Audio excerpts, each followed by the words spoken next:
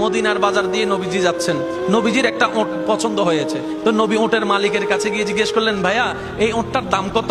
ওই দামাদামি হলো, নবী সে দামে কিনতে রাজি হলেন, কিন্তু নবীর কাছে তখন অর্থ ছিল না। তখন নবীজি ওনাকে বললেন, আপনি আমাকে ওটটা দেন, আমি এখন গিয়ে আপনার সেই প্রাপ্যটা পাঠিয়ে দিচ্ছি। ওটের মালিক ওনাকে ওটটা দিয়ে দিলেন।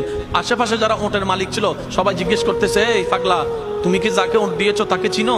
বলে যে না। নাম জানো? বলে যে না। পরিচয় জানো? বলে যে না।